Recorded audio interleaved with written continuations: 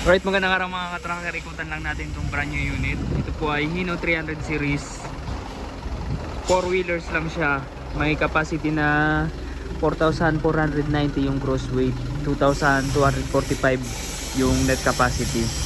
At itong ano na to, body na to, gawa po dito sa amin. Ito po ay 12 feet aluminum closed band. Silipin po natin para magkaroon kayo ng idea and reference.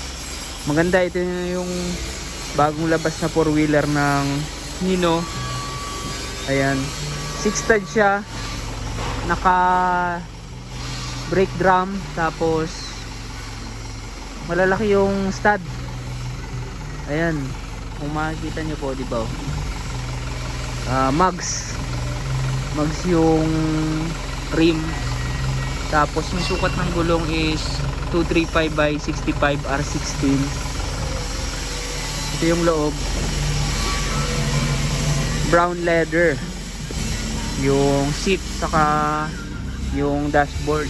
Tapos manual yung window riser nya, 5-speed manual transmission, radio, and then merong aircon. Tapos ceiling, ito yung itsura nya. Ayan o. Tapos yun, color white, Hino white, and then nakamolye harap likod. Ito yung molye nyo. Tapos ayan yung chassis. Ito yung gulong sa likod, diba, malapad.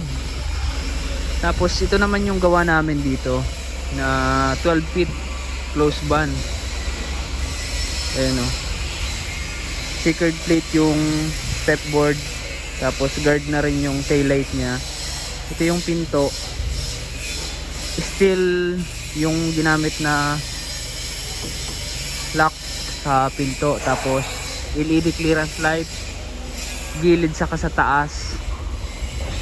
At ipakita ko sa inyo yung loob.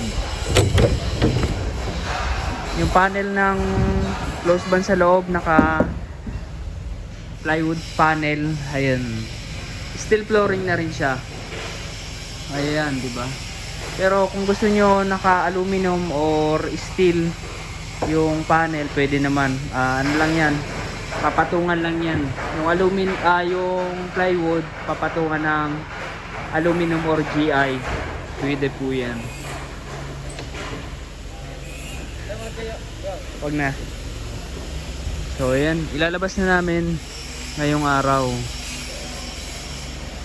So ayan po yung itsura nyo. LED po yan, LED. Ayan, diba? Gusto pong magpagawa ng body dyan na close band. Kung gusto nyo may side door, pwede nating lagyan yan. Kabilaan, pwede po yan. Kung gusto nyo may owning yung bintana, pwede po. So kung ano po yung specs na gusto nyo, pwedeng gawin dito sa aming production plant. So ito brand new unit. Kung gusto nyo surplus truck, nagbebenta rin po kami ng surplus truck. Hino, Isuzu, then Fuso. Ayan.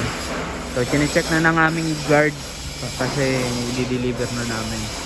Alright mga ka-tracker, kung nagustuhan nyo itong video na ito, paki-like, share at mag-subscribe na sa ating YouTube channel at paki-follow ang ating FB page and then TikTok account. So mga ka-tracker, ano pang hinihintay nyo, mag-inquire na kayo dito sa Philippine Marketing Corporation. Maraming salamat, God bless, bye bye.